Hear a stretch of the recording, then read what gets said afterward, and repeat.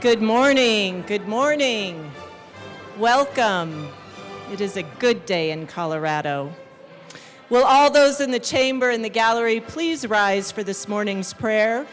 Today's prayer will be delivered by Reverend Brad Miley from the Denver Rescue Mission, Denver, Colorado.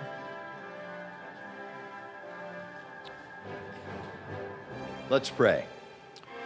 Lord, I'm just thankful for my friends here today. It is a blessing to be able to stand here and pray with them for your guidance and wisdom. Thank you for the work that they do, the sacrifices that they make to serve others, and the strength you have provided them. Thanks for calling them to do this important work. Bless them and encourage them as they seek the best for the people of this great state. We ask these things in your name. Amen.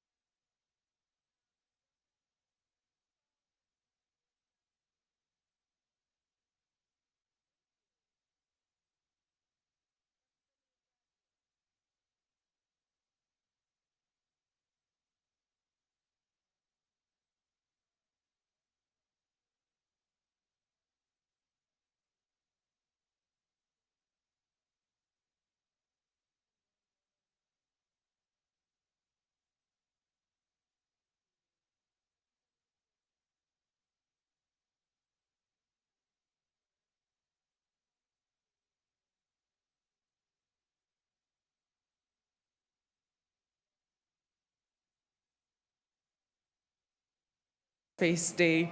So we have a tribute for the Daniels Scholars. Every generation is defined by the young leaders who step forward with curiosity, courage, and a commitment to building a better future. Today, we have the opportunity to recognize a group of students who embody those qualities. These scholars have demonstrated not only academic excellence, but also leadership, integrity, and a deep commitment to service in their communities. They represent the very best of what our region has to offer, and they remind us that the future of innovation and exploration and discovery is already taking shape in our classrooms across our state and neighborhoods. Today, as we celebrate Aerospace Day at the Capitol, it is especially fitting that we recognize students who are preparing to carry forward Colorado's proud legacy in aerospace and technological advancement. Would the Daniel Scholars please rise as we present to them a tribute? Please welcome them, colleagues.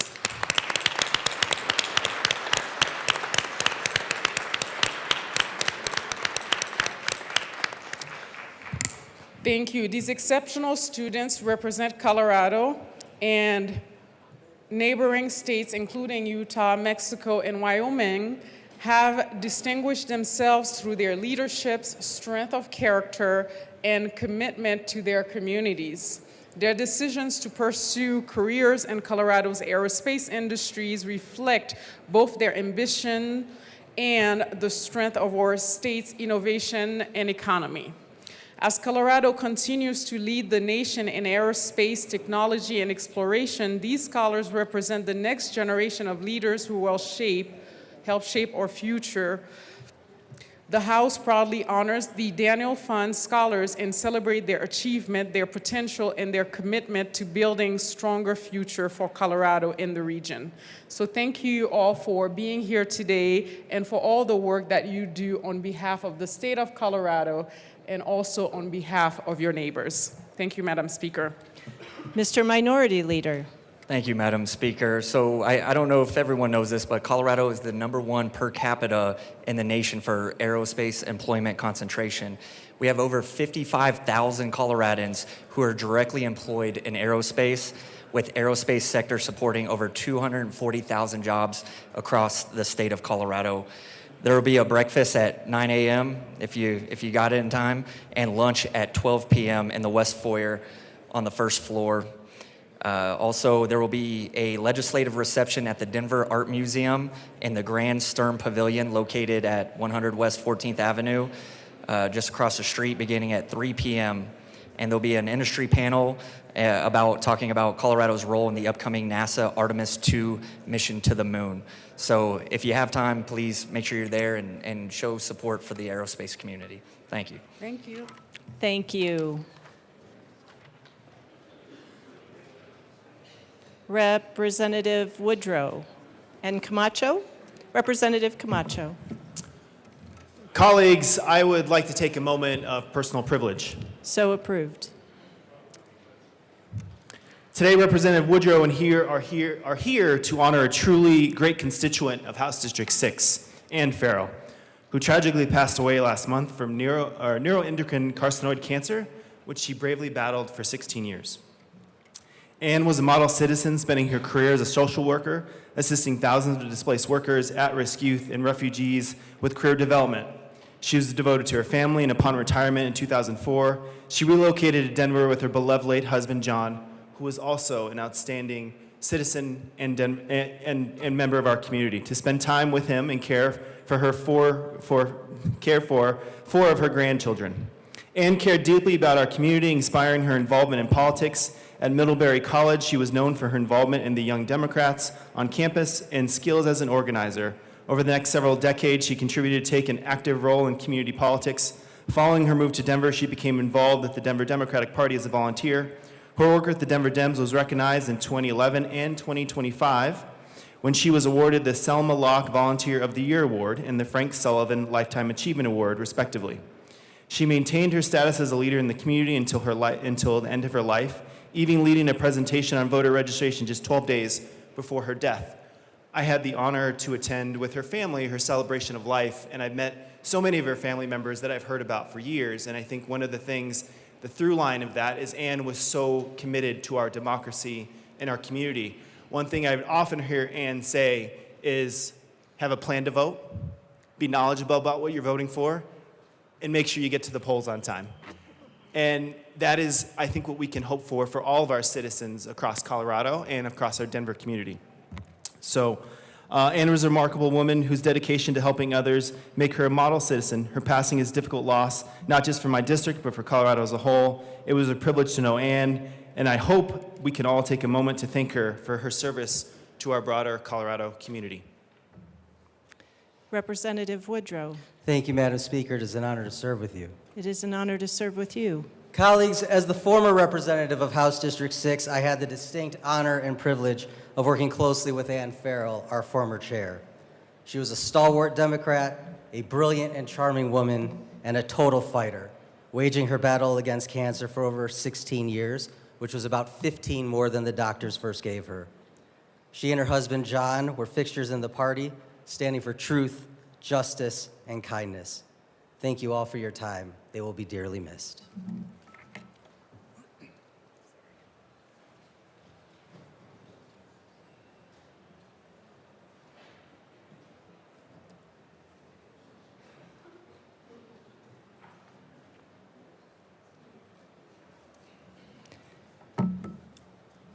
Madam Majority Leader. Thank you, Madam Speaker. I move to proceed out of order for consideration of resolutions. Seeing no objection, we will proceed out of order for consideration of resolution. Madam Majority Leader. Madam Speaker, I move for the immediate consideration of House Joint Resolution 1023. Seeing no objection, we will proceed to the immediate consideration of House Joint Resolution 1023. Mr. Schiebel, please read the title to House Joint Resolution 1023. House Joint Resolution 1023 by Representatives Duran and Velasco, also Senators Rodriguez and Benavidez, concerning the recognition of Latino and Latina Advocacy Day. Madam Majority Leader. Thank you, Madam Speaker. I move House Joint Resolution 1023 and ask that it be further resolved portion be read. Thank you. Mr. Schiebel, please read the portion requested. Be it resolved by the House of Representatives of the 75th General Assembly of the State of Colorado, the Senate concurring herein, that we, the members of the Colorado General Assembly, recognize the achievements of Latinas and Latinos and honor their contributions to Colorado's long history of political engagement and their role in the policymaking process, that we pay tribute to past and current Latino and Latina Advocacy Day participants who have traveled to the Colorado State Capitol from across Colorado to ensure representation and the just treatment of Latino and Latina communities in Colorado, and that we devote ourselves to creating a Colorado that will one day work for all, regardless of immigration status, in the Colorado General Assembly. Madam Majority Leader. Thank you, Madam Speaker and members of the House.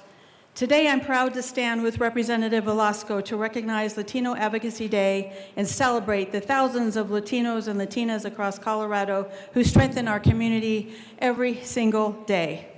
For me, this is deeply personal. I'm the daughter of migrant farm workers. My grandparents worked the fields, helping build this nation with their hands and their sacrifice because they loved this land of opportunity and believed in the promise it holds.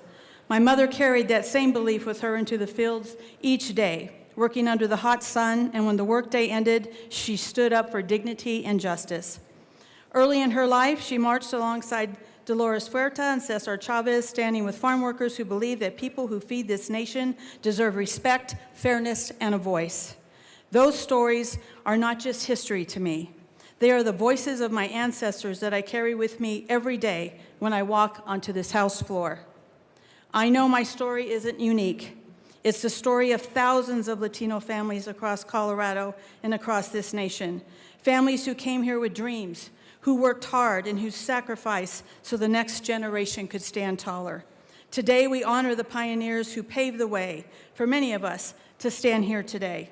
Polly Baca, a trailblazer who served the Colorado House and later in the Colorado Senate, becoming one of the first Latinas to serve the Colorado legislature and dedicating her life to civil rights, representation, and opening doors for Latino communities across our state.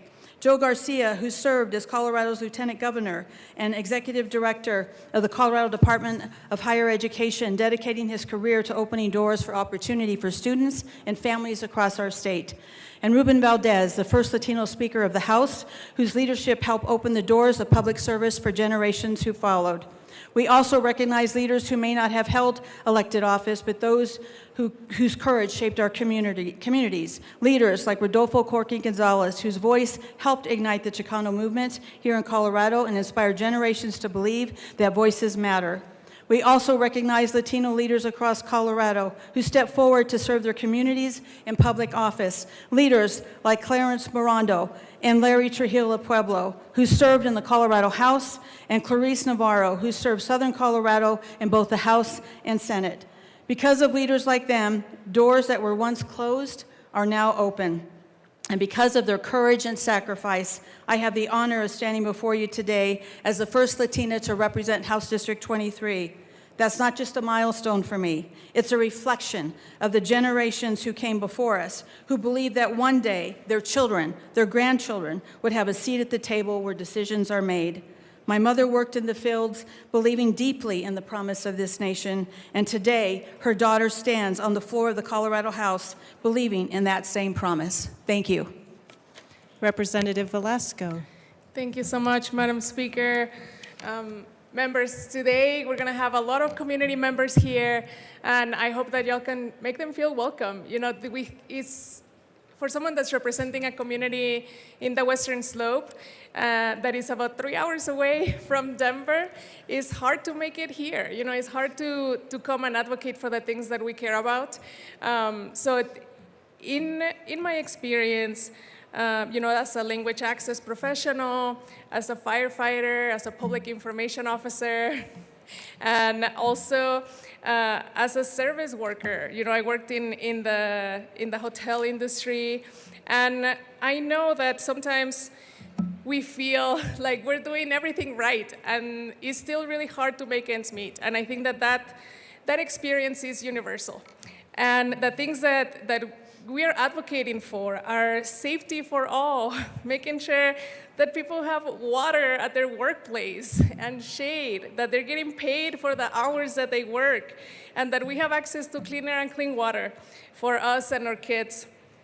It's very important for our community members to know that our experiences are what makes us experts. You know, we don't have to have a PhD. We love everyone that has that opportunity to get to have those degrees. But I have an associate's degree in culinary arts. But I experienced what it was to go through COVID, what it was to not have access to resources. You know, I didn't even know how to apply to college when I first arrived to the US, what it is to learn another language, and what it is to bring your culture and your community and your traditions into Colorado, which makes us better and stronger. And also that community members are able to see themselves in these positions of power where decisions are made. And we know that it's not the same when the wealthy or someone that doesn't have our experiences is making the decisions than when a worker, someone that has struggled, someone that has gone through a lot of different experiences makes the rules, because we are experiencing these issues. So I know that it's important for us to welcome our Latino community. We're excited to do the work together. And I know that Colorado is stronger because of our diversity. So please welcome all the community members that are visiting today. Representative Barone.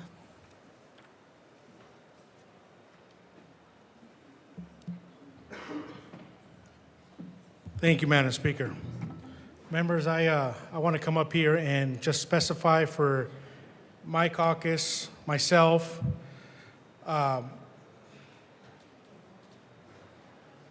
of course, the whole resolution was not read here today, and everything that was said up here, we can agree on. The resolution itself, the language in it, divisive language, we cannot. That's why I'm going to be a no. and I want to speak for my caucus as well on why we're going to be no's, because of the language that was not spoken up here today. I do want to thank the majority.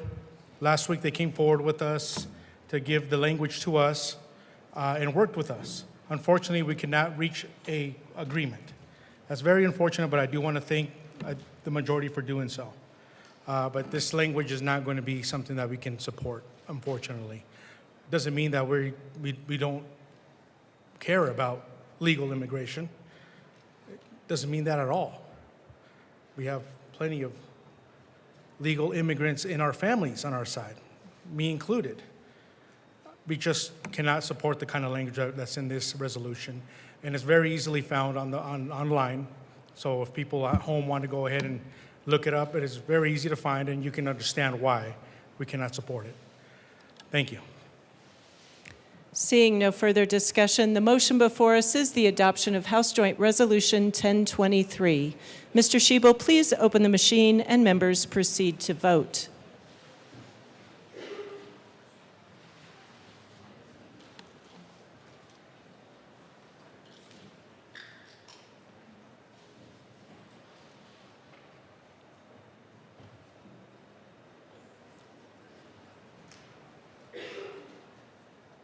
Espinoza Gonzalez.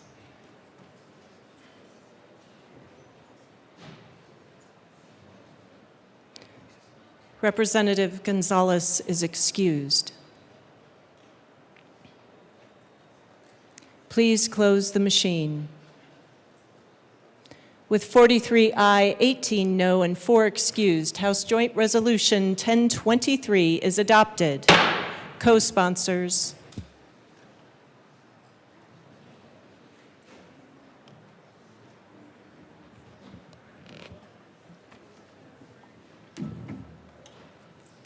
Please close the machine.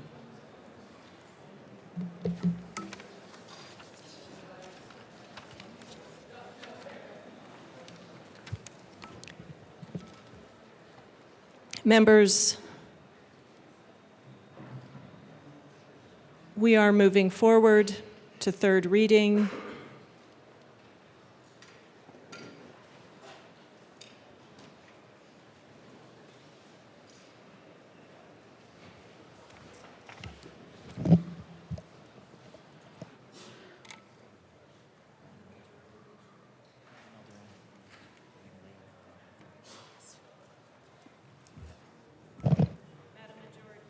Madam Majority Leader. Thank you, Madam Speaker. I move to lay over House Bill 1130 until tomorrow. Seeing no objection, House Bill 1130 will be laid over until tomorrow, March 17th. Mr. Schiebel, please read the title to House Bill 1019. House Bill 1019 by Representatives Leader and Bacon, also Senator Roberts, concerning mandatory health care coverage for preventive kidney function screening services. Madam Majority Leader. Madam Speaker, I move House Bill 1019 on third reading and final passage. The motion before us is the adoption of House Bill 1019 on third reading and final passage. Mr. Schiebel, please open the machine and members proceed to vote.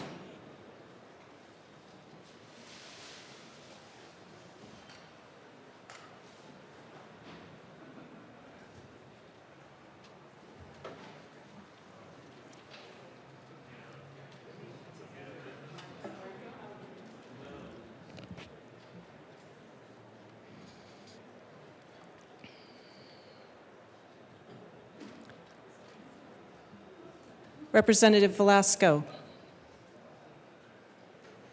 Please close the machine. With 43 aye, 19 no, and 3 excused, House Bill 1019 is adopted. Co-sponsors.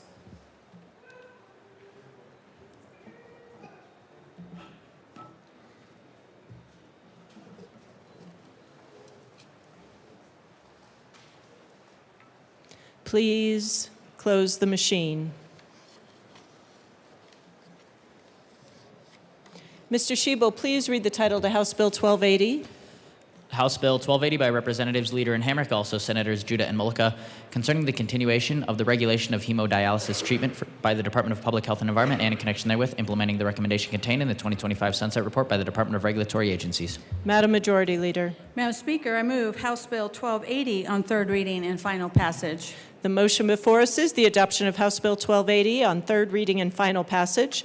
Mr. Schiebel, please open the machine and members proceed to vote.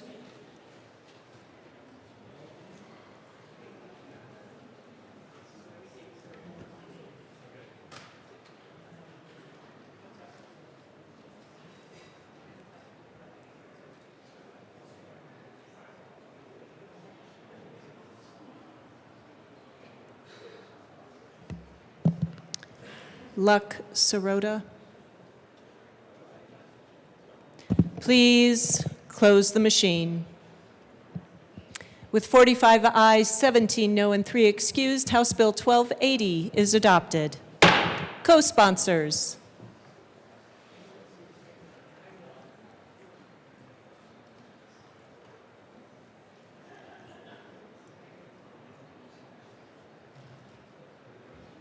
Please close the machine.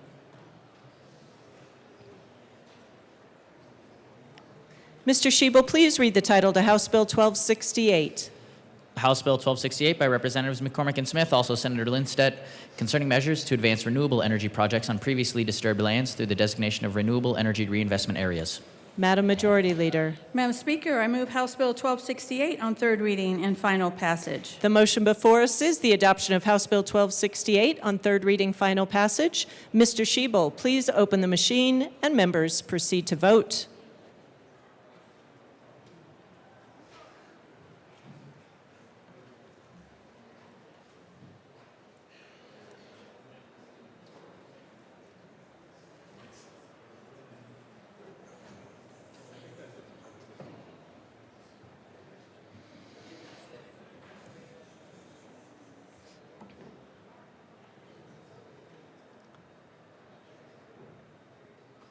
Representative Ricks. Please close the machine. With 48 aye, 14 no, and 3 excused, House Bill 1268 is adopted. Co-sponsors.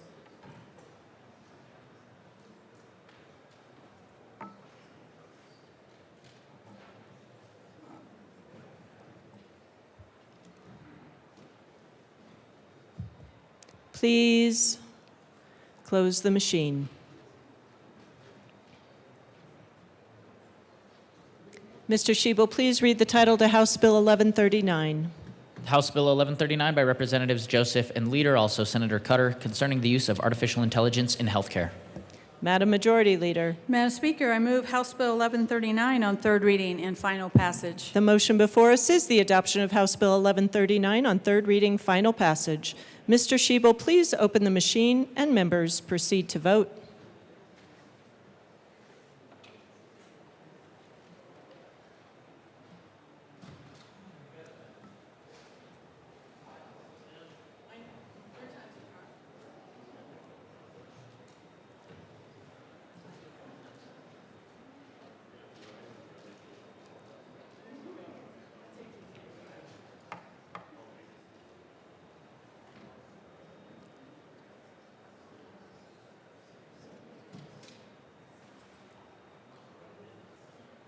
Please close the machine. With 47 aye, 15 no, and 3 excused, House Bill 1139 is adopted. Co-sponsors.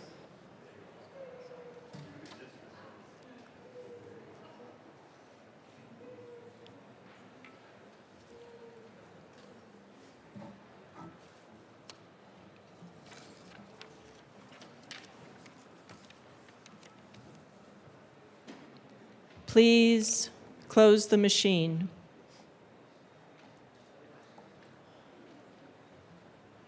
Mr. Schiebel, please read the title to House Bill 1187. House Bill 1187 by Representatives Stewart R. and Wynn, also Senators Exum and Snyder, concerning the continuation of the fire suppression programs of the Division of Fire Prevention and Control and in connection therewith implementing the recommendations of the Department of Regulatory Agencies and the Department's 2025 Sunset Report. Madam Majority Leader. Madam Speaker, I move House Bill 1187 on third reading and final passage. The motion before us is the adoption of House Bill 1187 on third reading, final passage. Mr. Shebel, please open the machine, and members proceed to vote.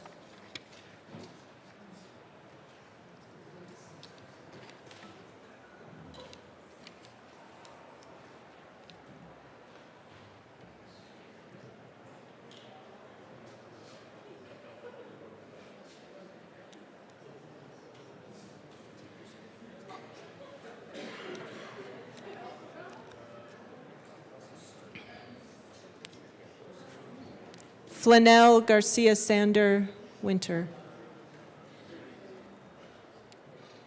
Please close the machine. With 53 aye, 9 no, and 3 excused, House Bill 1187 is adopted. Co-sponsors.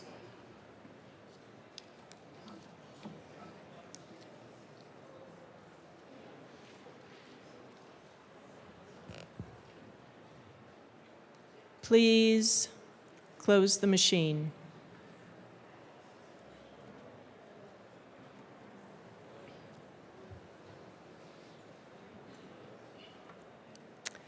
Mr. Shebel, please read the title to House Bill 1053.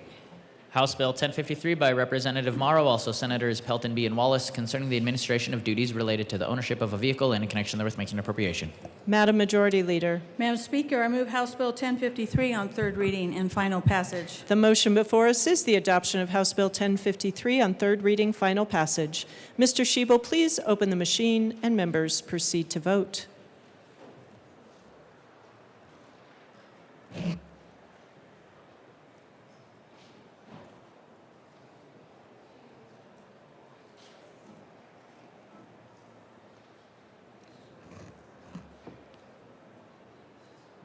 Please close the machine.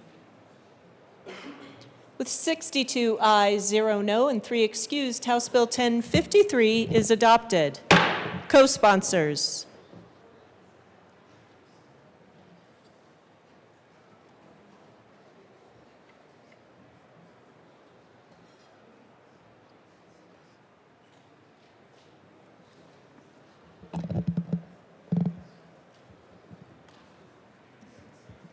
Please close the machine. Mr. Shebel, please read the title to House Bill 1208. House Bill 1208 by Representative Velasco, also Senators Lindstedt and Exum, concerning the continuation of the Compliance Advisory Panel to the Air Pollution Control Division in the Department of Public Health and Environment.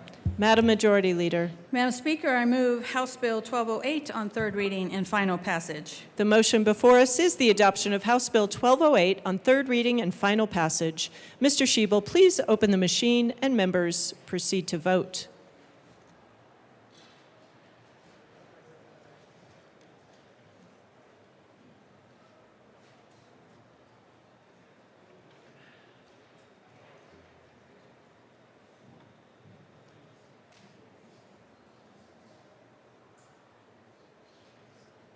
Please close the machine.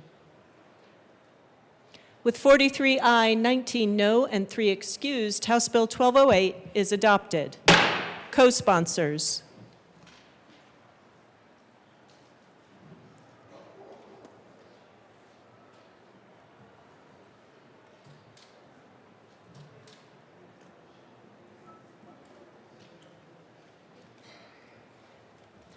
Please close the machine.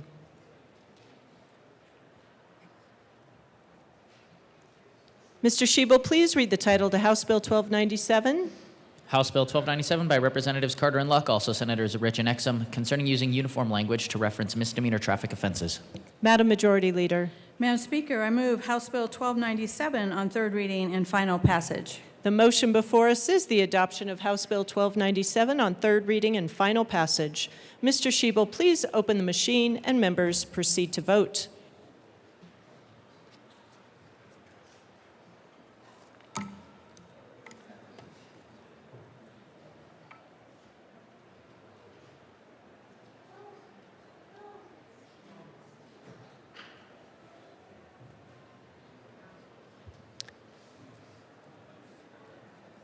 Please close the machine. With 62 ayes, 0 no, and 3 excused, House Bill 1297 is adopted. Co-sponsors.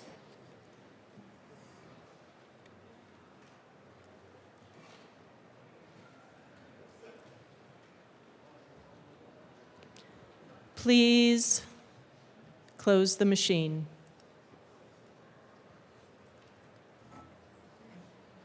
Mr. Shebo, please read the title to House Bill 1194. House Bill 1194 by Representatives English and Barone, also Senator Henriksen, concerning the continuation of the Office of Combative Sports and in connection therewith, implementing the recommendations of the Department of Regulatory Agencies and the Department's 2025 Sunset Report. Madam Majority Leader. Madam Speaker, I move House Bill 1194 on third reading and final passage. The motion before us is the adoption of House Bill 1194 on third reading and final passage. Mr. Shebo, please open the machine and members proceed to vote.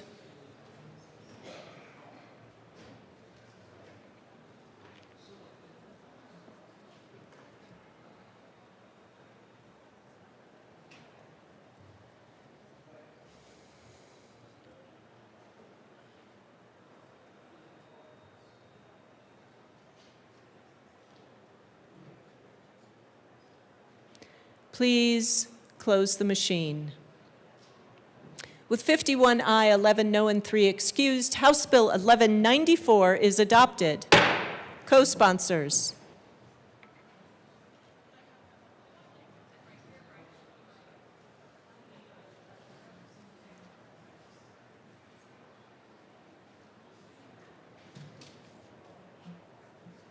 Please close the machine.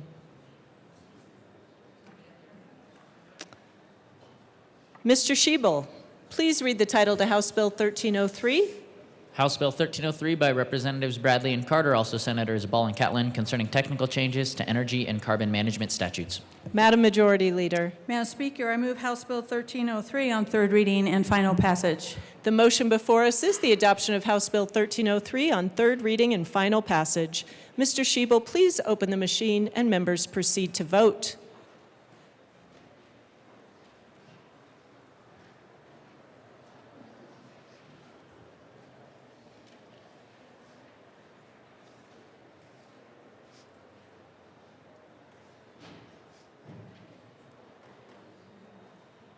Please close the machine. With 62 ayes, 0 no, and 3 excused, House Bill 1303 is adopted. Co-sponsors.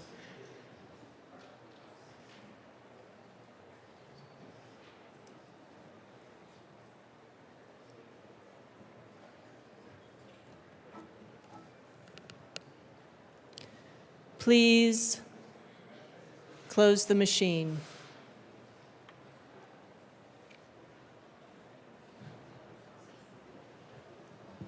Mr. Shebel, please read the title to House Bill 1116.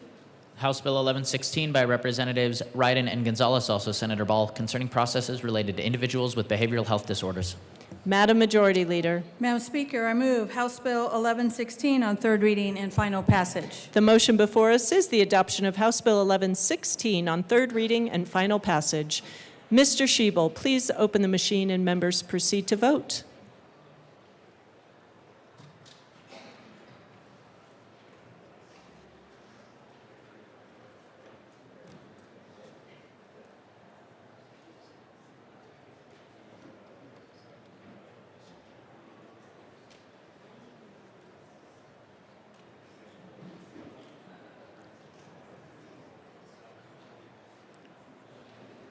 Ricks. Please close the machine. With 59 aye, 3 no, and 3 excused, House Bill 1116 is adopted. Co-sponsors.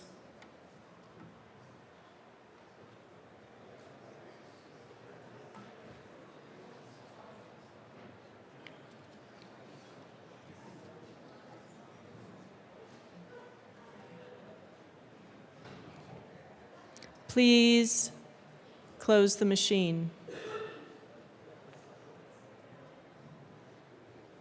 Mr. Shebel, please read the title to House Bill 1262. House Bill 1262 by Representatives Stuart K. and Stuart R., also Senators Ball and Roberts, concerning preserving patient access to compounded medical items. Madam Majority Leader. Madam Speaker, I move House Bill 1262 on third reading and final passage. The motion before us is the adoption of House Bill 1262 on third reading and final passage. Mr. Shebel, please open the machine, and members proceed to vote.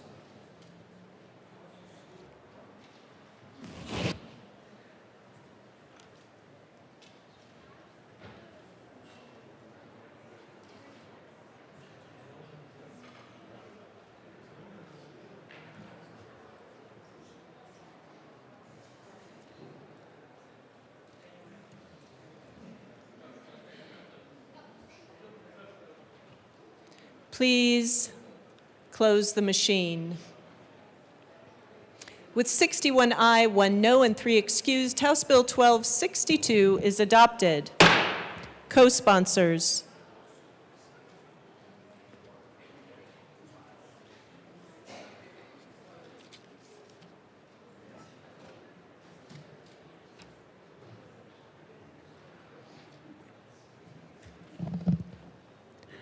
Please close the machine.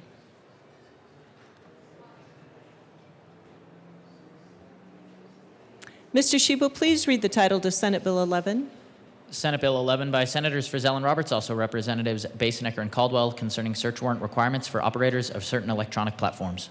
Madam Majority Leader. Madam Speaker, I move Senate Bill 11 on third reading and final passage. The motion before us is the adoption of Senate Bill 11 on third reading, final passage. Mr. Shebel, please open the machine, and members proceed to vote.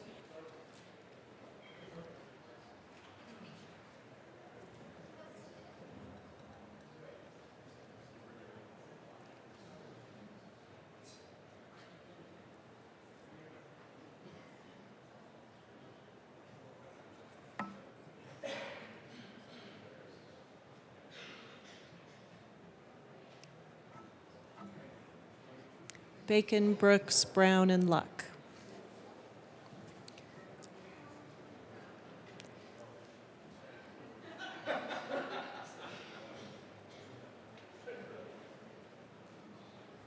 Please close the machine. With 57 aye, 5 no, and 3 excused, Senate Bill 11 is adopted. Co-sponsors.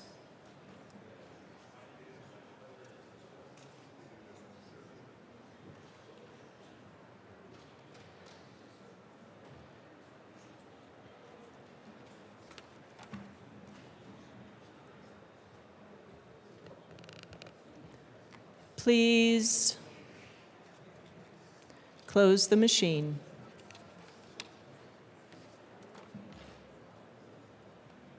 Mr. Shebel, please read the title to House Bill 1203. House Bill 1203 by Representatives Marshall and Bacon, also Senators Benavidez and Liston, concerning the modification of county commissioner elections. Madam Majority Leader. Madam Speaker, I move House Bill 1203 on third reading and final passage. Representative Richardson. Thank you, Madam Speaker. Sorry to break up the rhythm today, but had some time over the weekend to... Ooh. That seems vaguely threatening, but anyway. No. Madam Speaker, members, I represent 3 of the large counties that would be affected by this bill. Not a lot of the people, but a lot of the geography of El Paso, Adams, and Arapahoe. And I didn't speak on seconds because I wanted to listen to what the sponsors had to say, and I wanted to chat with the commissioners of the counties that I represent as well. But based on what I heard, I believe the policy it recommends is actually unnecessary. It overstates some of the judicial findings, and I think, unfortunately, is based on a misunderstanding of the actual role of county commissioners, something I've got some experience with over the last 8 years. So the bill asks us to believe there's only one right way to structure county government in every large county in Colorado. That's simply not true. The counties that this bill targets already reflect different lawful voter choices about structure, elections, and accountability of their elected officers. That means what exists today is not some accidental injustice, as I feel it was presented on Friday, but it's a product of our state law and local voter choice. Some counties already use 5 district-based seats. Some use 3 district-linked seats elected countywide. One uses a mixed system. HB 1203 doesn't restore democracy in these counties. It overrides local choice of structure with a one-size-fits-all state preference. The sponsors spoke Friday as though at-large voting automatically creates an unlawful dilution of representation. That's not how the law works. Yes, courts in some states other than Colorado have struck down at-large county systems in Voting Rights Act cases, but those rulings are intensely fact-specific. They depend on local demographics, political cohesion, block voting, election history, and a totality of the circumstances. They do not in themselves prove that every at-large or mixed system is inherently illegitimate. One thing that I don't believe was discussed, that Colorado has its own experience in this. In 2001, in the case of the U.S. versus Alamosa County, the Department of Justice challenged Alamosa's at-large commissioner system under Section 2 of the Voting Rights Act. At the time of the case, Alamosa County had a population of under 15,000. It's modeled the way most of the counties in the state are, with 3 commissioners at large. Hispanic voters made up 41%, Hispanics made up 41% of the population and 38% of the voting age population. After the trial, the federal court ruled for Alamosa County and held that the at-large system didn't violate Section 2 under the totality of the circumstances. I didn't find any reports that that decision was appealed. So the one Colorado case that's somewhat on point negates the assertions of the sponsors. And in this case, it's now less than 17,000 people still. It's a county that bill would not even touch, but we've got some discussion and a court case on point. So the other piece of this to me is kind of structural. The sponsors are attempting to measure county offices with a state legislative ruler. At the state level, our Constitution divides and separates power into 3 branches, the legislative, executive, and judicial. That's what we grew up with on Schoolhouse Rock. And the state legislator's primary role is representation in a law-making body that's checked by separate executive and judicial branches. Counties do not work that way.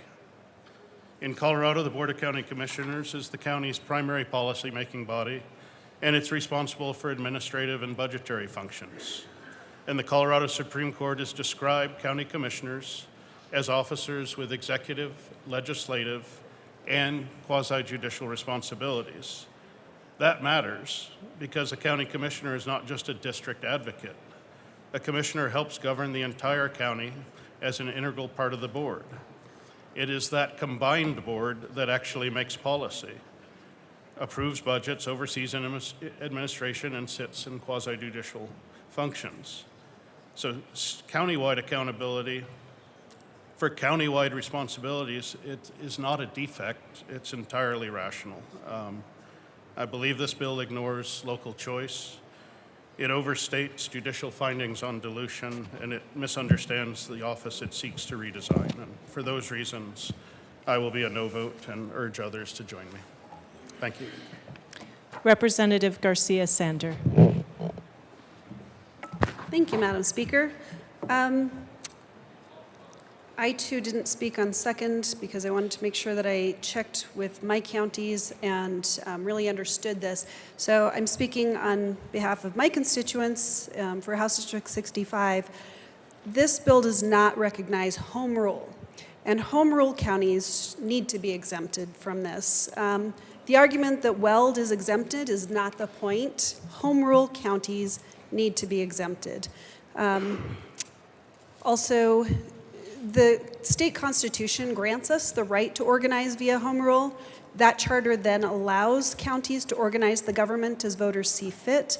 And so home rule is part of the Colorado Constitution, and so home rule counties should be exempt on this bill. I urge a no vote.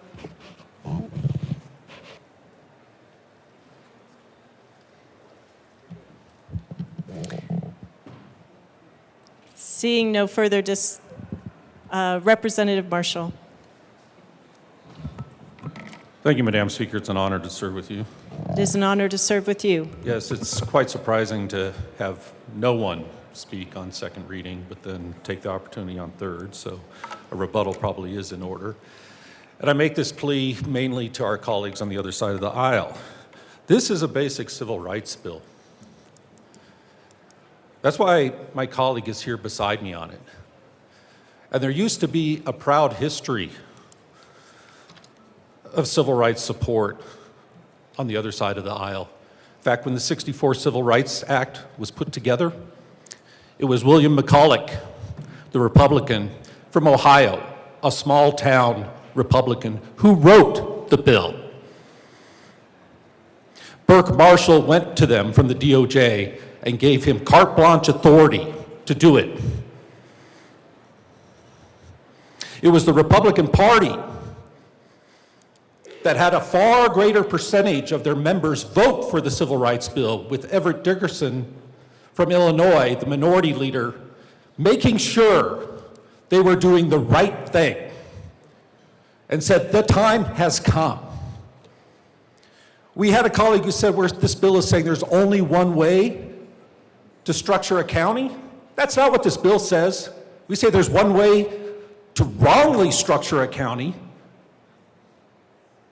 Large counties with at-large elections for all the members has never been considered appropriate. Congress outlawed them for congressional districts. The DOJ went after them everywhere. We have several of your most respected former members fully endorse this. But they were people from a different time, obviously. So if you want to kick away the heritage you once had, that's fine. Representative Marshall, please do not impugn or speak to the intentions of others in this chamber. Thank you. It's not an intention, ma'am. If you make a decision like that that's against the heritage, then so be it. But this is a bill that protects small groups, no matter who they are. And that's something the American system has always tried to do. So unless somebody, we have a few colleagues who forget, we should have the votes to get it through, but I would love to see some support from the other side of the aisle, because it is a civil rights bill that's for the betterment of the entire state. So thank you. Assistant Majority Leader Bacon. Thank you, Madam Speaker, and thank you to my colleagues. I'd like to build upon and address, I do believe, what my co-prime was speaking to. And I can appreciate his passion and interest, and I can appreciate our colleagues' concerns that you all are seeing. I'd like to kind of readdress and rephrase the principle by sharing how I became a sponsor on this bill. Thank you to my colleague from Arapahoe, and I think again, you have like 9 counties, okay? Sorry. And I want to kind of reframe what I said. Thank you for the case law, and I do believe the county that I heard the case being brought forward, I think I heard Alamosa, right? Well, this bill is about counties of a particular size. We did not base the bill or make the statement that all at-large counties have dilution issues. We also did address home rule in the bill, if you read through the amendments. But what I said was this, and this is where I think it connects. And I'm going to talk a little bit, if you'd give me a little bit of latitude, Madam Speaker, I apologize ahead of time. But I'm going to talk about the principle in regards to our parties and when we talk about heritage. once upon a time, I did have conversations with my colleagues across the aisle about the history of my party and the history of theirs, and that the Democrats weren't exactly the best when it came to the issues of slavery, when it came to the issues of Jim Crow. And in fact, during the civil rights era, we needed a lot of support. The Black community needed a lot of support from the Republican Party, and they came through. And in fact, that was probably the undoing of the Democrats at the time. The Democrats had to stand up and say they were not segregationists. We had the Civil Rights Act, the Voting Rights Act, all brought through the Kennedy legacy. And we saw a lot of people leave the Democratic Party over the issues of racism. And so when we're talking about the heritage, in the one sense, we're talking about that it took a bipartisan effort, and it took an effort from a party that is currently not my own to talk about fairness. And that is the legacy. What I did say is that when dilution cases are brought, the overwhelming majority are brought because of at-large districts. But I didn't say that every at-large district does voter dilution, and I just wanted to be clear on that.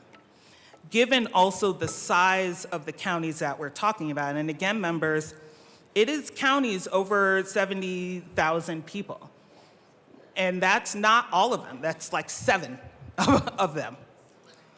And when you have communities of that size, probably through historical contexts as well as current development, unfortunately, we do see communities still living by and around each other. Different cities have different personalities, different cultures, and different neighbors. And the question then becomes, are we in a place when we get to a threshold of number where one city might have different voter data, more integrated voter data, that might be deciding their representation for another city? And while we do have a legacy of communities deciding how they want to be represented, we also have a legacy of laws to be sure that in those decisions we don't have ultimately discriminatory outcomes, because in America, what we all decided on when we supported as a nation the Voting Rights Act in the 60s, we said that the nature of voting comes down to the voters' interests and that they should have a fair shot at representation. And so in the event communities decide how they want to elect people, we will have guardrails to ensure that we will get the most inclusive outcome. Because if we didn't, we would have people not able to express. And we have seen evidence of that in the last 60 years.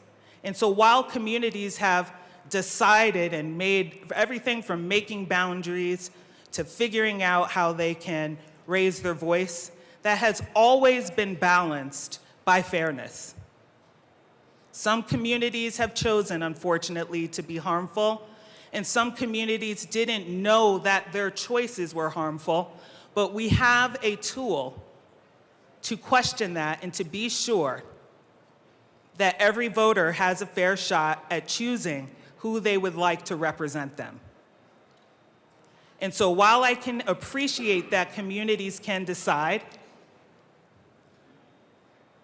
I do appreciate that, I also want us to know that we have a long history in this country, whether it's at the federal or state level, through our clauses, our supremacy clauses, to balance those interests. And so, again, I want to thank everyone for the conversation. The reason why I joined this bill, maybe you all did not know, in addition to what I shared about my curiosities around dilution, I also joined it because I did believe that there were bipartisan efforts to support it, because ours is not the only community that feels like they do not have a voice at the county level. And for me, when we're talking about voters and their voices, Regardless of what party it is, I feel like everyone should have a shot at representation, even if it's not from my own party, in the spirit of the fairness that I'm describing. And so I was made aware that we would have support from the other side of the aisle. Maybe it was not in this chamber, maybe it's in the other, but it's for the same premises. And so with that, members, I do hope you can hear the clarity.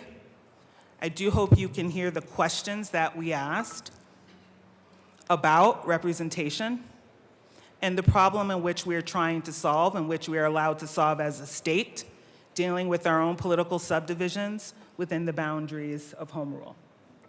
And so with that, members, I would ask for an aye vote, or I might pause to be able to respond to my colleagues. Representative Bottoms.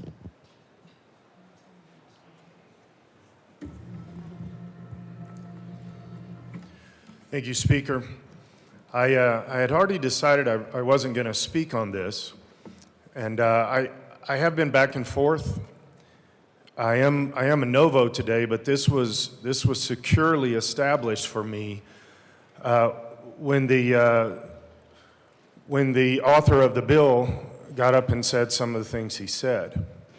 I don't disagree with pretty much anything the Assistant Majority Leader said. I do agree with a lot of what she said, but when you start pointing at the reason we're voting is because of our heritage or some kind of backstory that makes us the bad guys, I do appreciate that the Assistant Majority Leader got up here and explained some of that rhetoric of heritage, but she didn't go far enough. When our heritage includes almost all civil rights votes were Republican votes. Almost none of them were Democrat votes. That's heritage. To say that this is a civil rights bill is completely out of line. This is a county commissioner bill. This is a local representation bill. I strongly believe in local government and local representation, but to somehow accuse our side that we're not voting for this. Representative Bottoms, I am providing some latitude because of our conversation today. No need to make accusations now. That has been addressed with the former speaker. Thank you. I disagree with that extremely, Speaker. Thank you, Representative Bottoms. This was attack to us by their side, not our side. We didn't bring this Representative up. Bottoms, I did address that with the member that was speaking. I will ask you to speak to the bill. Thank you. This is a local control issue, not a heritage issue, not a civil rights issue, not a prejudice issue, and it is out of line for their side to do this. I am not okay with that. Assistant Minority Leader Winter. Thank you, Madam Speaker. I know that a lot of this is addressed, but we talk about keeping the temperature down in this building, and I refuse to let the motives of my colleagues be impugned from this well. Assistant Minority Leader Winter, I too will provide you some latitude, but let me remind you, I did address this with the former speaker. Thank you. This is a local control issue. This is something that the county commissioners and the voters within inside of these counties can handle. And if there was a problem, there would have been a lawsuit by now. I would think so. There's a lot I wanted to say, Madam Speaker, that I'm not going to be allowed to say, and that's unfortunate. But the people on this side of the aisle are good people. We are the party of Lincoln, the party of Grant, and we don't forget those things. I refuse to have any stigma put on us. We're here to do the people's work. I'm not one of those that tries to make political points or have I got you moments in this building, because that isn't what I was sent here to do. And in the future, you're going to see me refuse to take votes on divisive things in this building. I'm done with it. People can't afford rent. They can't afford groceries. They can't afford heat in their homes. And we're throwing wild accusations at each other. And then we wonder why the people of Colorado are disgusted with all of us. Assistant Minority Leader Winter, happy to talk about today's proceedings later. Please speak to the bill. Thank you. For the reasons that I stated, I believe it's a local control issue. That is why Rep. Winter is voting no. I believe this is an issue that they can handle inside of their own counties, and that's why Representative Winter is voting no. I'm not voting no for any reasons other than those. And I will refuse to have my vote put in a box for political gain. Thank you. Thank you, Assistant Minority Leader. Assistant Majority Leader Bacon. This is your second time to speak. You have 2 minutes and 39 seconds remaining. Thank you, and thank you to my colleagues from across the aisle. I wanted to just end by saying, I hope you did hear my acknowledgement and understanding of both of our histories politically. And I would end by saying, I think this bill is about all the things that we heard. It is about local control, and I would also say it is also about civil rights. Voting is one of our most fundamentally sacred and appreciated practices in this country. And in the event that we do have the issues that you talked about with affordability, energy, and all of those things, the way that we try to solve that collectively is through our votes and through our voices, with having representatives such as yourselves coming up here and so passionately arguing for your community. Okay, sorry. And so I just hope that we could bring it back to that. We know that we always differ here. I saw a few unanimous votes today. I guess sunsets are cool. But in regards to the practice of voting, it is something that we give the utmost of scrutiny to in this country because how important it is to address both of our issues. And there are places in this state that even though you are not a member of my party, some people across the aisle believe their voices are not as represented at the county level as well. And that is why we're bringing this bill forward. So I wanted to say thank you to our colleagues. I have received your concerns. But I hope you can hear from ours that sometimes all of those issues come down to who we vote for. And that's why we're raising this question, for us to decide fairly today. So thank you very much. Thank you, Madam Speaker. Thank you to all of our colleagues. We do encourage an aye vote on this bill. Representative Gonzalez. Thank you, Madam Speaker. Members, I'll keep this short. Normally, I don't like to go up here on thirds because I know you guys like to make sure we get into a routine. I have great respect for my colleagues, for both the sponsors on this bill. I did want to acknowledge that I did have conversations with some other people in counties that this would affect. I also just want to put on the record that both Republican and Democrat counties are opposed to this. Not all of them, but I think a lot of them are. Hearing their concerns through phone calls and emails. And I also just want to put on the record that we all believe in local control, at least we should. When it comes to policies here, we should let the counties decide for themselves what works best. You know, I think uniform policies that the state likes to mandate and push on counties and local municipalities is not effective, and I think it has the adverse effect when it comes to the intent of what we wish to do. I also want to say we can disagree civilly. I just don't appreciate being yelled at. So just to put on the record, we can have dialogue. Just don't yell, please, for the love of God. Do not do that. You know, we're all here about respecting each other, one another, as a colleague, as a body. And I also just want to put on the record that when it comes to civil rights, you know, just hearing about the conversation today, we should also be reminded of our history of who really was the people who championed civil rights back in the 60s. You know, look at the history. But I said my piece, and I will be a respectful no. I have great respect for my colleagues who pushed this. I know you guys did good work for that, and I have the utmost respect for you guys, but I will be a no vote on this bill. Seeing no further discussion, the motion before us is the adoption of House Bill 1203 on third reading and final passage. Mr. Schiebel, please open the machine and members proceed to vote.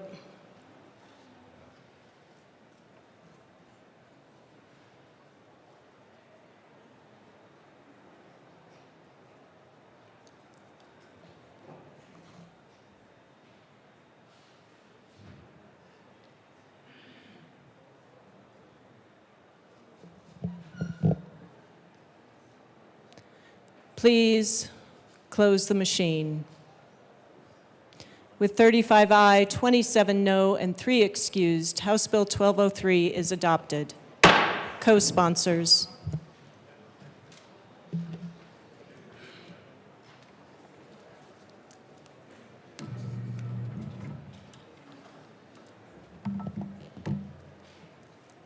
Please close the machine.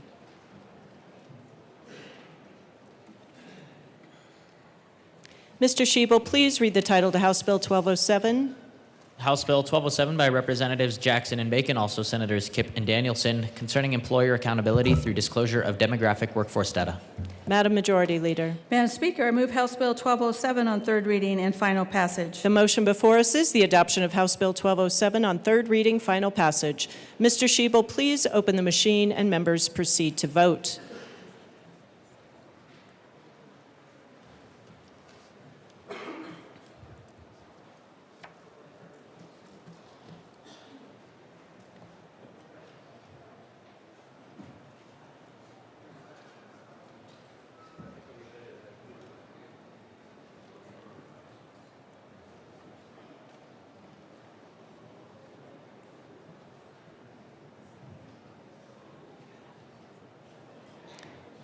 Please close the machine. With 43 aye, 19 no, and 3 excused, House Bill 1207 is adopted. Co-sponsors.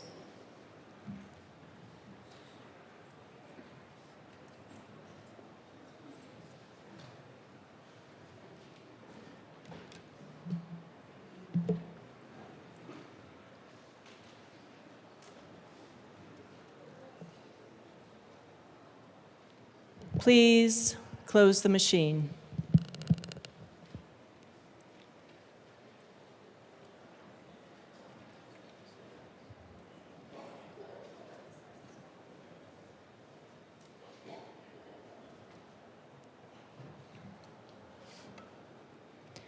Mr. Schiebel, please read the title to Senate Bill 32. Senate Bill 32 by Senators Doherty and Mullica, also Representatives Foray and Brown, concerning the promotion of immunization access. Madam Majority Leader. Madam Speaker, I move Senate Bill 32 on third reading and final passage. Representative Luck.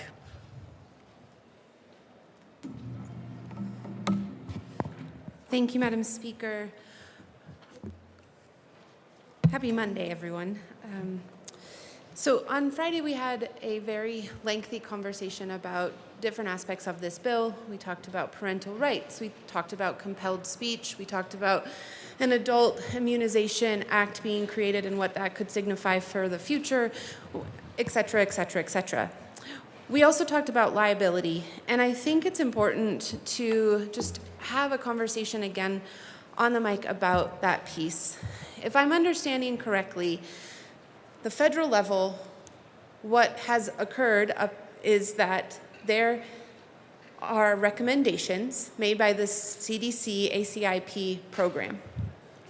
Those particular recommendations for a vaccine schedule are then covered by a program that allows injured parties to receive compensation from the federal government because the federal government has provided a shield for those folks involved in the vaccine creation and administering process chain, supply chain.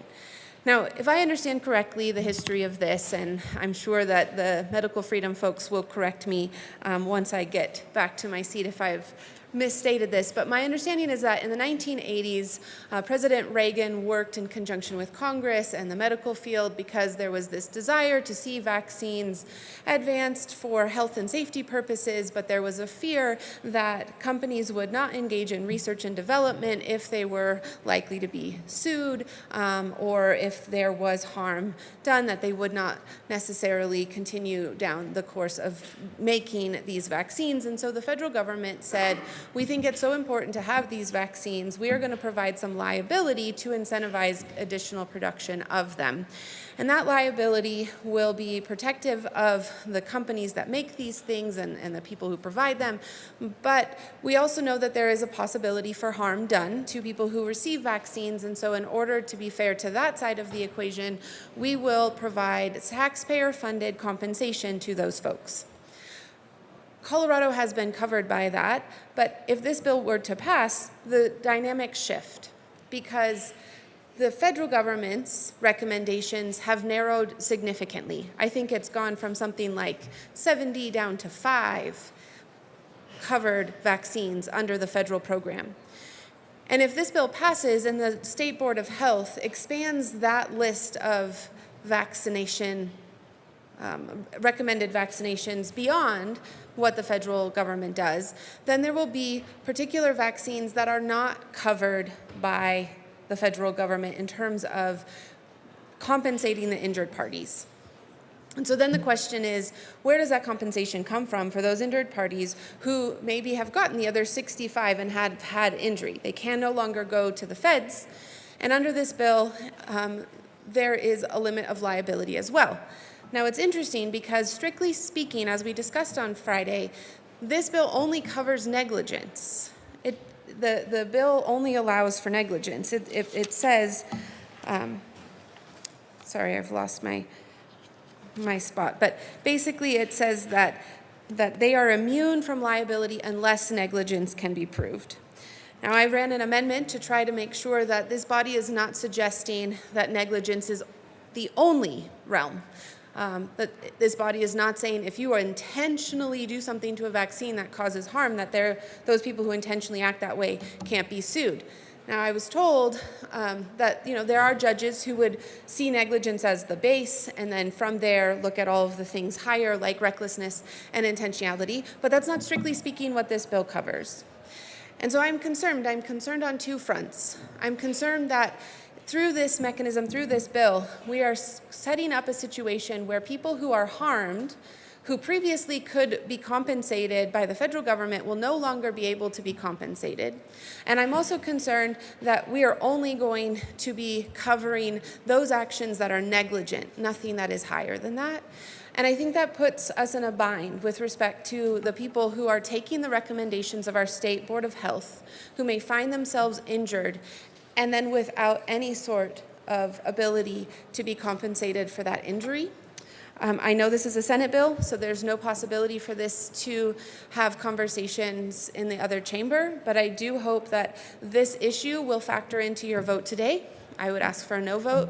And if this bill were to pass, I do hope that the folks who are concerned about this space will look at this issue for the future, because we do not need to have families who are injured by these vaccines not be able to be compensated. And I will just note, I was told that the VICP, the federal program that pays out for compensation for injuries, in January and February of this year has already paid out $55 million in claims. That's a lot of people who are injured. And if the state of Colorado is going to say we're decoupling from the federal rules and we're decoupling from the federal protection, I think it behooves us to provide the same level of protection at the state level, because otherwise we have our people who are getting injured without any recourse in the courts or in their pocketbooks. I ask for a no vote. Seeing no further discussion, the motion before us is the adoption of Senate Bill 32 on third reading and final passage. Mr. Schiebel, please open the machine and members proceed to vote.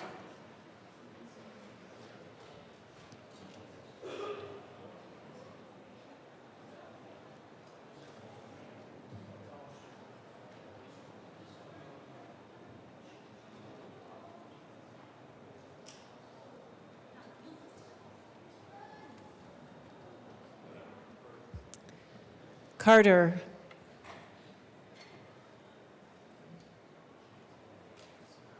Please close the machine. With 43 aye, 19 no, and 3 excused, Senate Bill 32 is adopted. Co-sponsors.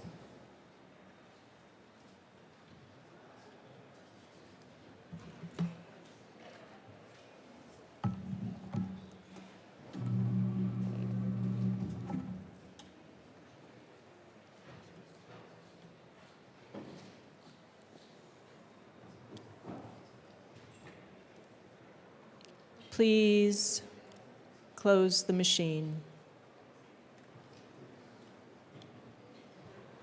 Members, I have one announcement. Representatives Brown, Sirota, and Taggart are excused at such time as necessary for the Joint Budget Committee meeting. Madam Majority Leader. Thank you, Madam Speaker. I move the following bills be made special orders on March 16th, 2026 at 11:34 a.m. Senate Bill 74, House Bill 1252, Senate Bill 16, Senate Bill 37, and House Bill 1253. Seeing no objection, the bills listed by the Majority Leader will be made special orders on March 16th at 11:34 a.m. Representative English.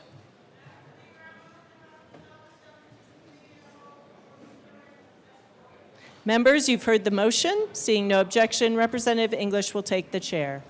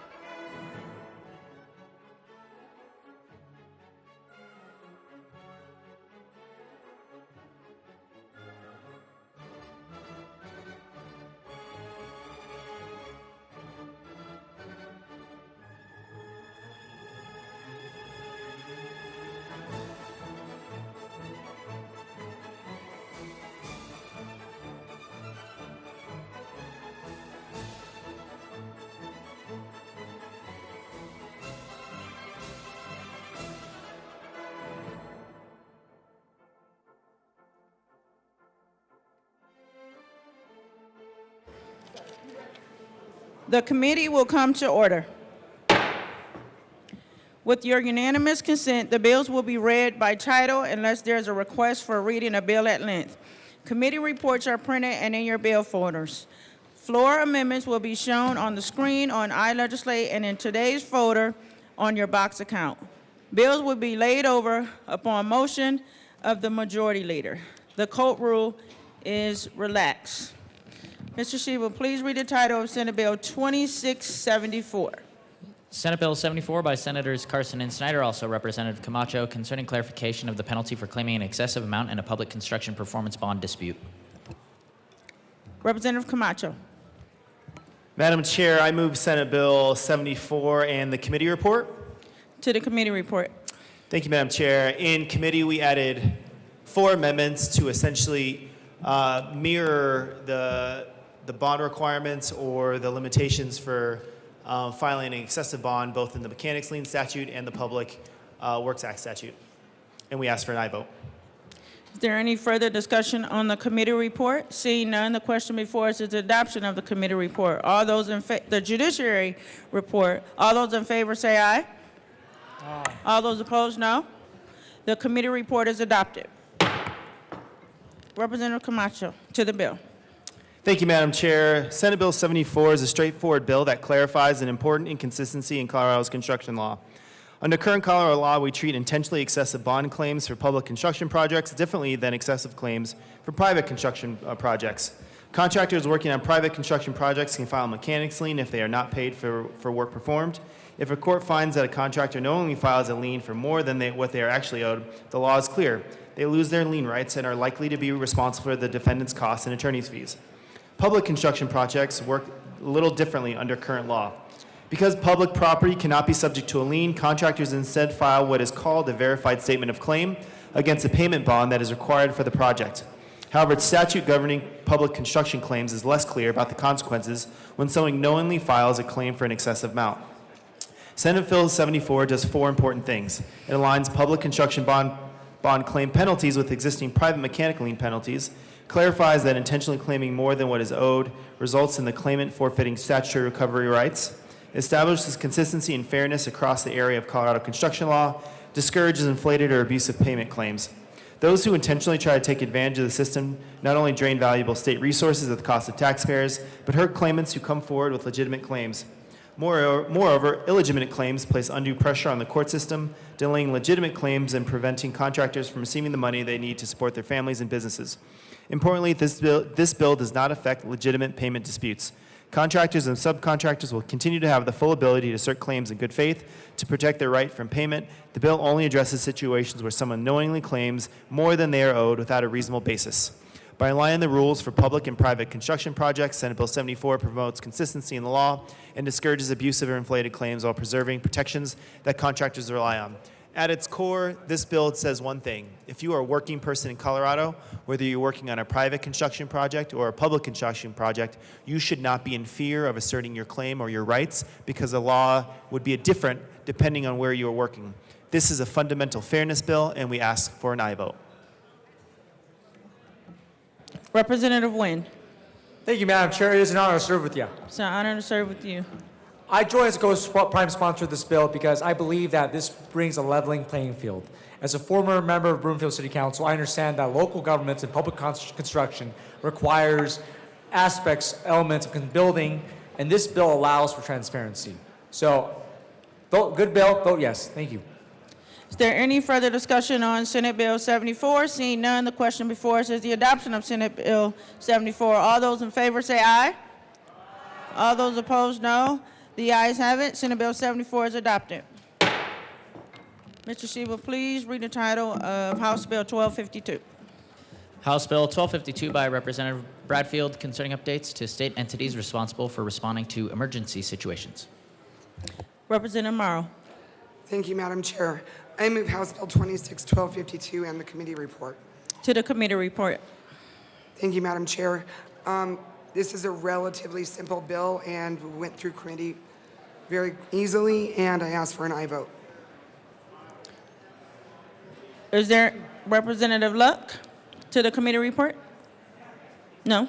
Okay. Is there any further discussion on the committee report? Seeing none, the question before us is the adoption of the committee report. All those in favor say aye. Aye. All those opposed, no. The committee report is adopted. Representative Morrow to the bill. Thank you, Madam Chair. This bill updates Colorado's statutory framework for managing emergencies to better align with current operational needs. The bill designates the Office of Emergency Management as the primary state agency responsible for coordinating disaster recovery and preparedness efforts, ensures that the personally identifiable information of a disaster survivors is protected from public information requests, and makes changes to better represent current practices. Representative Bradfield. Thank you, Madam Chair. You know, due to the complex nature of disasters and the federal government's shift in responsibility for recovery to the states, an increased burden will be placed on local, state, and tribal governments to build capacity to prepare for, respond to, and recover from disasters.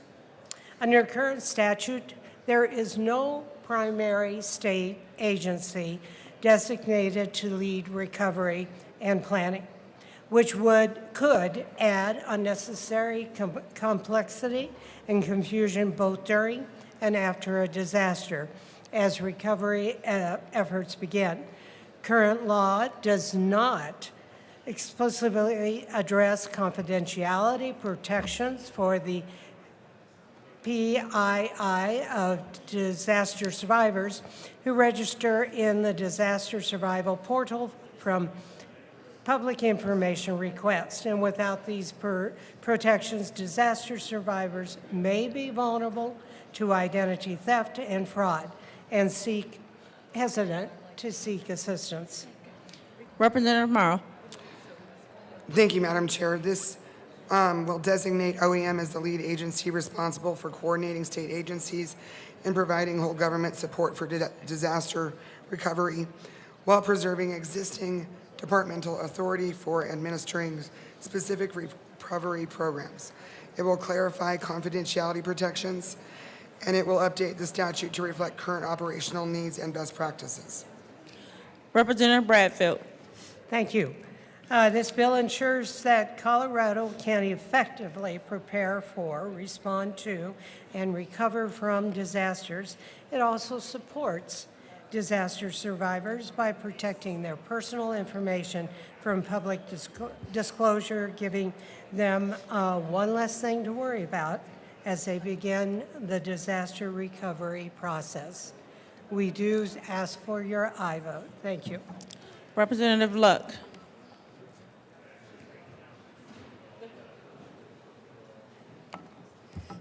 Thank you, Madam Chair. I heard this bill in committee, and I do have a few issues with what it entails, but one of them, I had a conversation with the Director for Public Safety during the witness testimony phase and asked if the department would be open to an amendment to page 5, section C. So what is being done in this particular section, B and C, is saying that no longer will disaster-related information be available for specific survivors. So you have a hailstorm in Fountain, like there was a couple of years ago, and all of these trees go down, all these roofs, cars are significantly damaged, the place is a mess, you can't even drive through it. And people apply for grants or assistance. Their names are kept in a spreadsheet that right now someone could CORA. Someone could request that information and get all of those intimate details about people who have sought these particular services. And unfortunately, because of the world in which we live these days, some folks are abusing that and are fraudulently engaging with others with this information. And so this bill says we're going to close the door on that, and we're going to not allow for that information to be distributed to other individuals. We're going to keep that in-house and close to the chest to protect these folks. I agree. I'm good with that. The second part of it, though, says we are going to compile that information in an aggregate form in a way by which people can't tap those specific individuals, but so that there can be better coordination between all of the different groups who are responding to emergencies. But what is left out of this list is the press and the public. And so I have an amendment. I move L003 to House Bill 1252 and ask that it be displayed. One moment, please.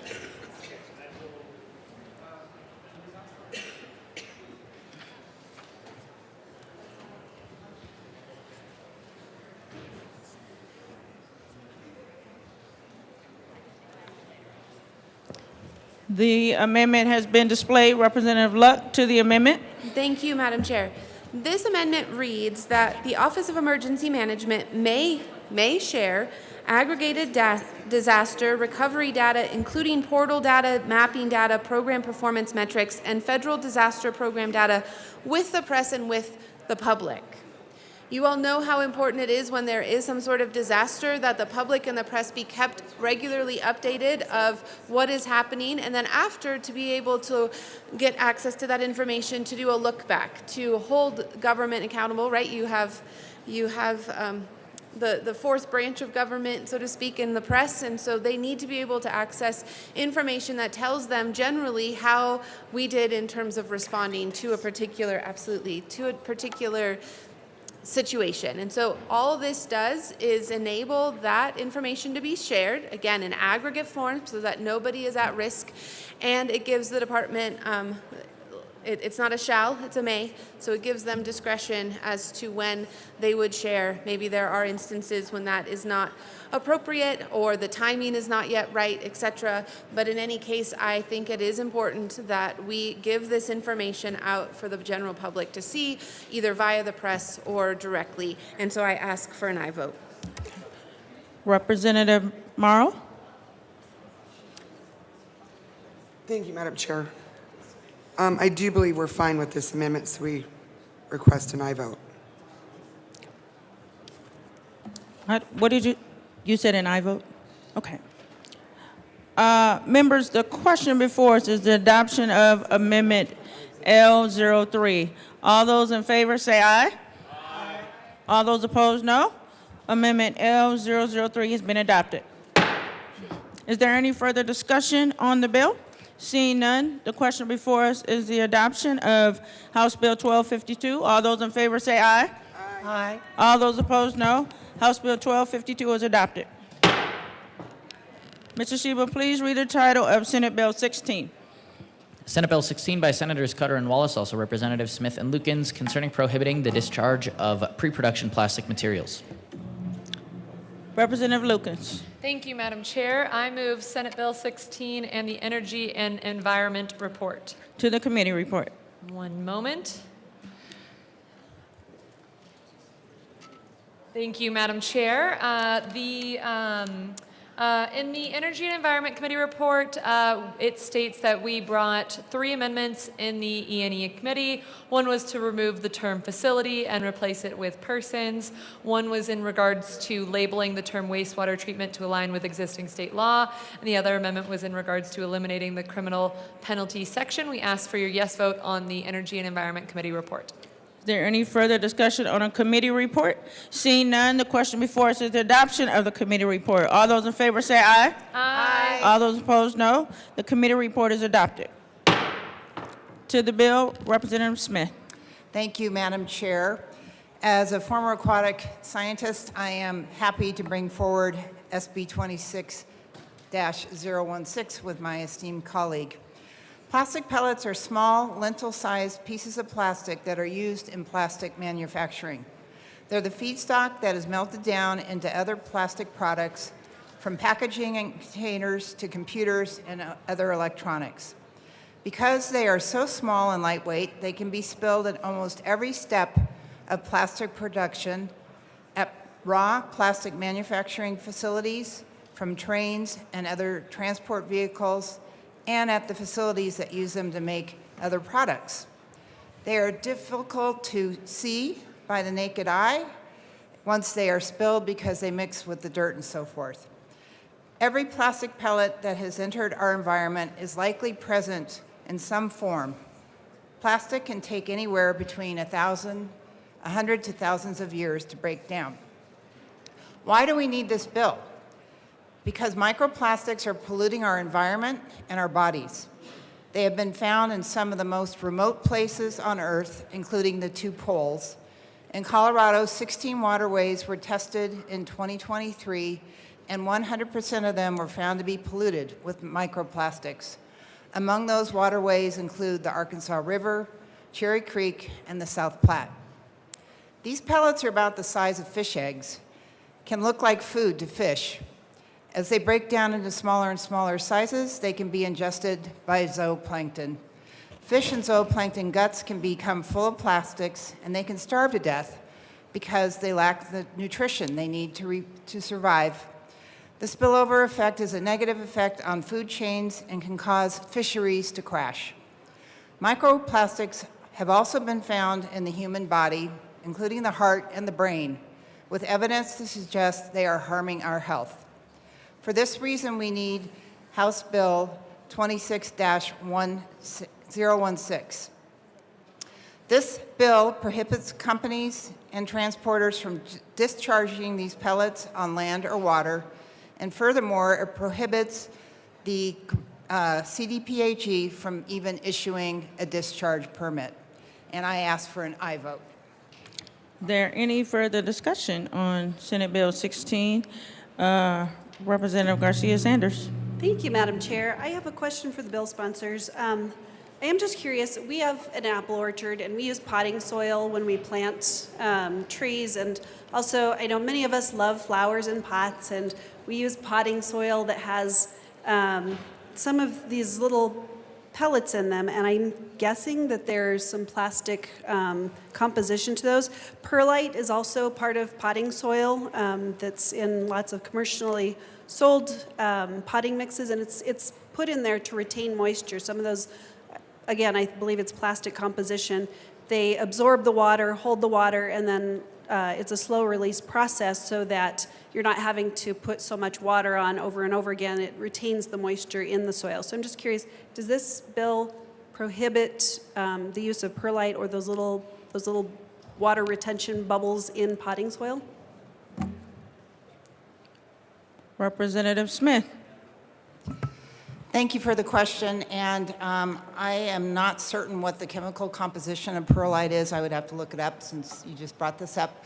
But you are purchasing that at a McGuckins or a Home Depot or whatever, and so we're not disallowing you from purchasing products and Murdoch's products and putting them in your potting soil, because I think my husband probably does the same thing. Representative Barone. Thank you, Madam Chair. Members, I come up here in opposition to this bill, not because it's a bad idea. It's not a bad idea. We can both agree, and I think the sponsors, we can all agree that taking care of our environment is very important. The issue I have with this bill is that it's something that really isn't needed. Now, let me get started with the definition of microplastics. Microplastics, I've heard microplastics defined as a plastic that you can only see through a microscope, that goes into your that we drink every day because of plastic cups, goes into your lungs, this and that, to a grocery bag, considered a microplastic, and everything in between. So the definition of microplastics, I think, is very, very broad. We haven't been able to really just say, this is a microplastic, this is a medium plastic, this is a large plastic, whatever. But I just think in the bill, the microplastic is a very broad statement and might unintentionally have a consequence of, hey, if you, let's say you just bought a new couch, and you know the couch has plastic wrapping around it, plastic bag wrapping, and then you're going down the street, taking it home, and a small piece of it tears off that couch and it goes out on the street. Now, I understand that we took out the punishment part of this bill, but still that's irrelevant to the point that now they are going against what this bill really entails. It was unintentional. Now, going back to the pellets side of this bill, now these pre-production pellets are sold to companies that produce plastic materials, of course. But they don't come in like sheets. They don't come in sheets of plastic. They come in these small pellets that look similar to, let's say, what is that? What's that food? It's like a yogurt kind of food with little pellets in it. You know what I'm talking about? Well, anyway, what my daughters like to drink is boba, something like that. So they come like that, and they're sold to these production companies that build plastic materials in these little small forms. And then when they buy them, they melt it down and they form it the way they need to form it for their product. Now, these companies that are selling these pre-production pellets, they weigh them, they're sold by the weight, they ship them, and then whoever buys those pellets weigh them again, just to make sure they're getting what they paid for. Now, one of the arguments in this bill that was said in committee is that apparently there's spills that happens on these pre-production pellets in transit, either a train or semi-truck. But it's really hard to believe. And then we did look into it a little bit. I think there was only one case in the last years that actually they spilled some. It was cleaned up, of course, right away, because obviously there's a bunch of plastic pellets on the ground. But it doesn't make sense that they would intentionally or carelessly not pack these pallets correctly because it's loss of money. It's loss of revenue. If they spill it all the time, they're losing money, they're losing weight. When it gets to the customer, they're like, no, we bought 20 pounds of this and only 15 pounds showed up. Now they have to take away 5 pounds of what they sold. So the motive of this bill is correct. I can agree with that. Let's take care of our environment. But now we're just nitpicking. Now we're just going piece by piece, and I don't think it's necessary. I'll be a no, and I urge a no vote. Representative Wu.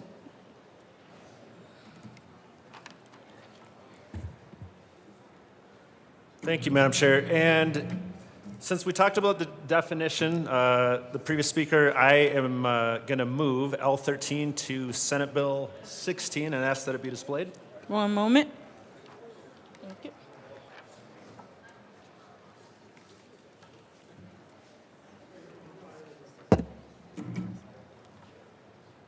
Amendment L013 is displayed to the amendment.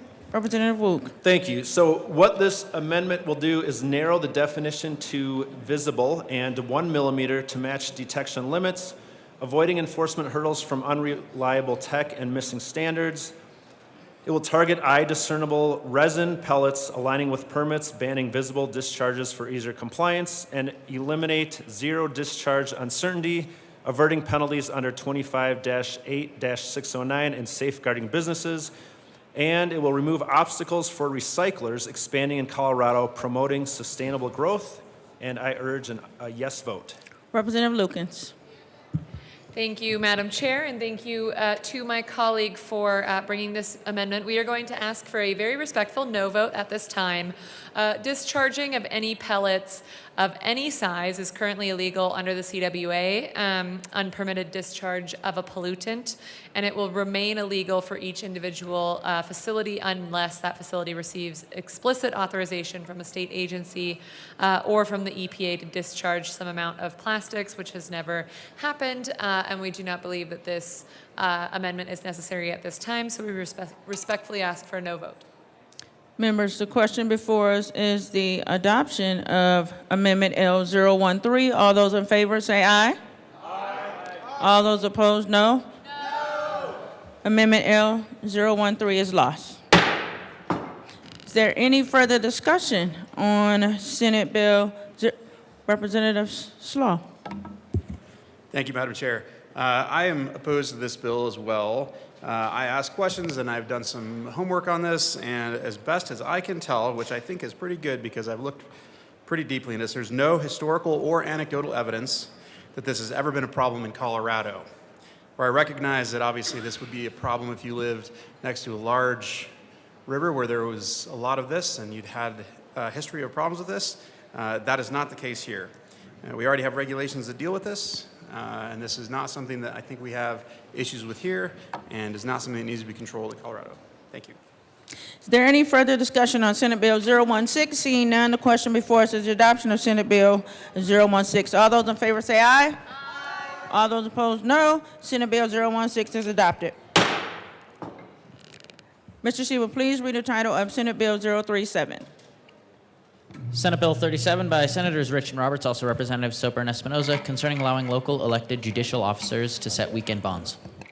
Oh, sure. Oh. Rep. Soper. Thank you, Madam Chair. Move Senate Bill 37. To the bill.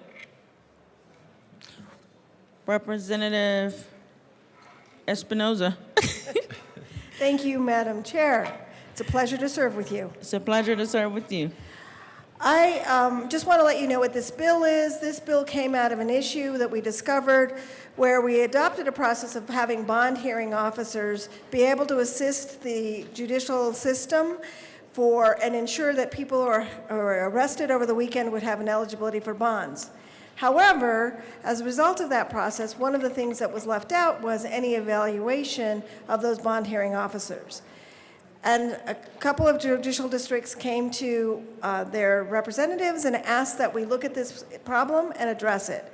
So what Senate Bill 37 does is it now creates a process which allows for input from the prosecutors, the judges, and the public defenders in evaluating bond hearing officers. It's a good bill, and I'd encourage an aye vote. Representative Soper. Thank you, Madam Chair, and I agree with everything my co-prime sponsor just said. This was an issue that was brought to my attention by my local DA, and this allows for local input from the local DA, the public defenders, and the judges into this process, and I'd ask for a yes vote. Is there any further discussion on Senate Bill 37? Seeing none, the question before us is the adoption of Senate Bill 37. All those in favor say aye. Aye. All those opposed, no. Senate Bill 37 is adopted. Mr. Sheba, please read the title of House Bill 1253. House Bill 1253 by Representative Slaw concerning the process for disconnection of property from a statutory municipality. Representative Slaw, to the bill. Thank you, Madam Chair. Or- House Bill 1253 addresses the process by which agricultural land Committee report. can disconnect from a statutory municipality. Under current law, landowners can sometimes seek disconnection through a court process that does not fully account for other local governments that may already be serving that property. 1 second, Oh, I'm Representative sorry. Slaw, I'm sorry. You got to move the bill and the committee report. I move House Bill 1253 And the committee And- report. And the committee report. and the committee report. To the committee report.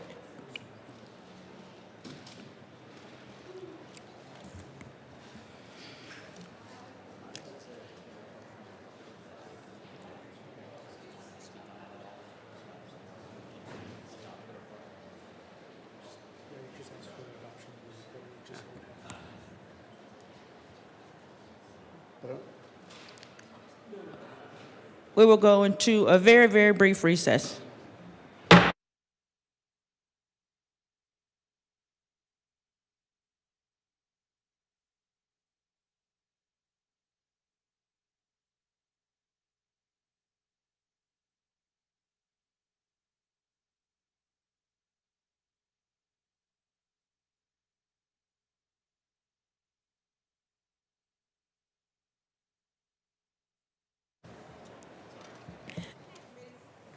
The committee will come back to order.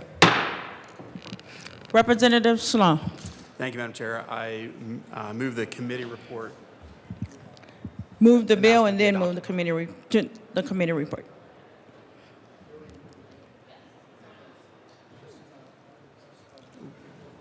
I just request that the committee report be adopted.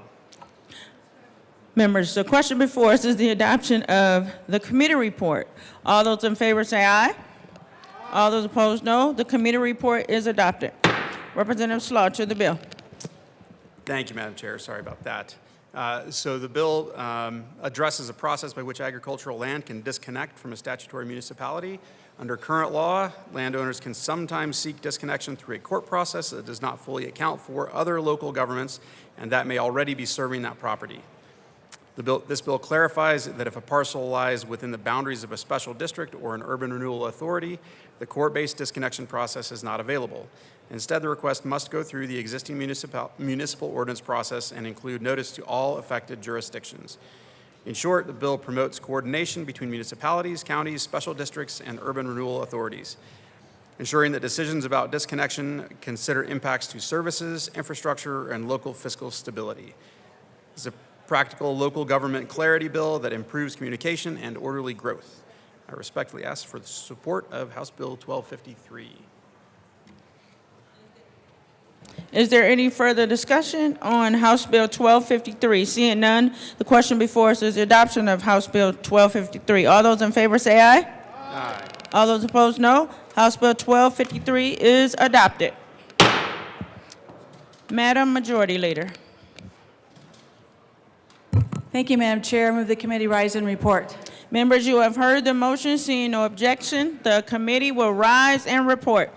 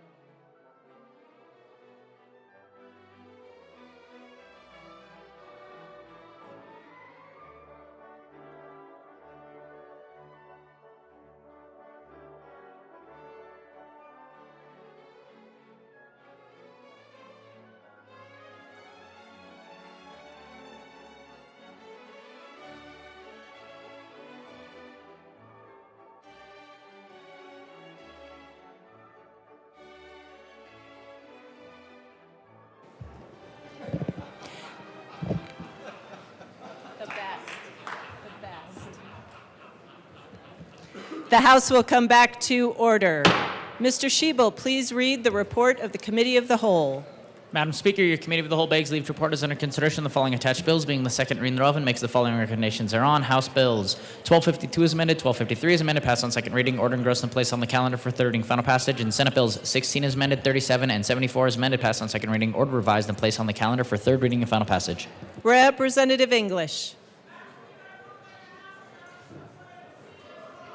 Members, you have heard the motion. There are no amendments at the desk. Mr. Schiebel, the motion before us is the adoption of the report of the Committee of the Whole. Please open the machine and members proceed to vote.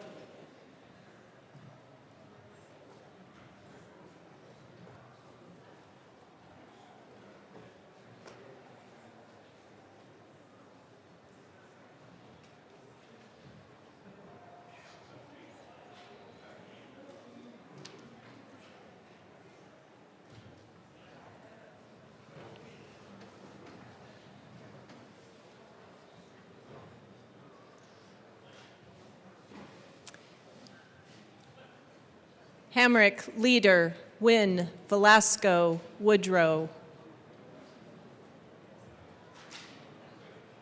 Excused.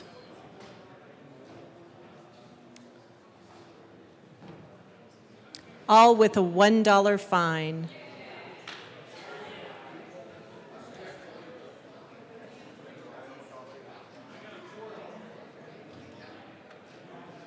Please close the machine. With 36 aye, 19 no, and 10 excused, the report of the Committee of the Whole is adopted.